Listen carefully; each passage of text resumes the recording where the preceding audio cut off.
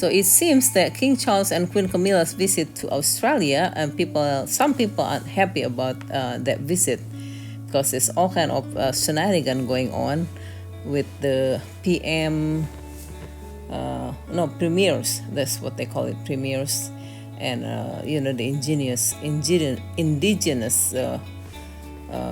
premier was screaming at King Charles. I think this is that lady about that that's not his land. He needs to get out of there, and they speaking about his health. It says Charles' health again. The behavior of the governors and politicians already looks like ingratitude and bad manners. Well, I guess they're not invited, but again, I don't know. They're not very happy the way they treated their own family. Harry and Meghan and their children, and then Camilla.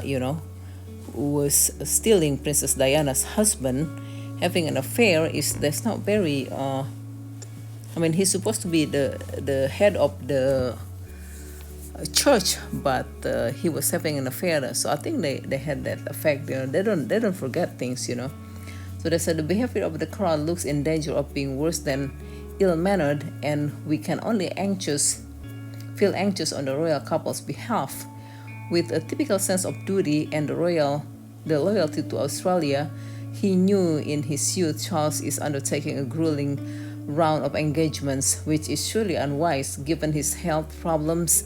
If during the course of this week he announces that he no longer wishes to be the king, Charles will have said something valuable and meaningful.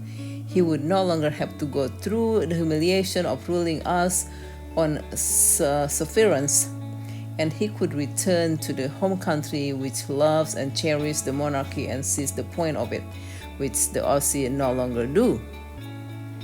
So that's part of it.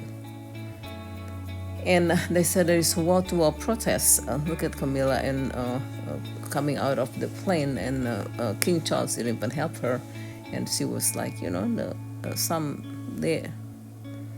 couple elderly need to help each other. Look at Princess Diana, gorgeous, and she was a people's princess. I cannot believe Charles replaced him with that woman. It's unbelievable. I guess because Princess Diana is too beautiful, and then he cannot compete with her. That's what I think. So it says here, not only this is from the Daily Mail. Not only is this Charles' first visit to Australia since taking the throne, and the first by a British monarch since 2011, but one that he has made considerable risk to his health. We do not know the advice of his physician, but one cannot imagine he or she is best pleased that their patient has passed his cancer treatment to fly almost 24 hours round the globe, albeit with not one but two doctors in tow and armed with a supply of the monarch's blood were in transfusion needed. I don't envy Charles. So, and then, in the end of this thing, so they said before the king cannot even meet with the indigenous, and now prohibited. Isn't that crazy? Look at this empty spaces. And this is Camilla. Look at Camilla. She didn't even look at the people, just shaking hands. That is so rude. Do you think Princess Diana would do something like that?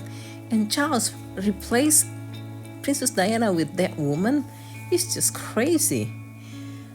So this is when the politician, the premier, yelling at King Charles, and then King Charles and Camilla just staring at the people, and that lady got removed. I don't know if she was arrested or not. Just not a good day for Charles. So this is where he met the indigenous Australian, the original people who lived there before the Australian came, before the white people came. And this is the when they're arriving. So look at this, Camilla.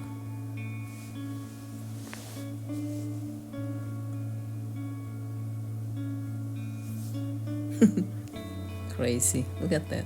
They didn't even look at the people. That's so rude. There you have it.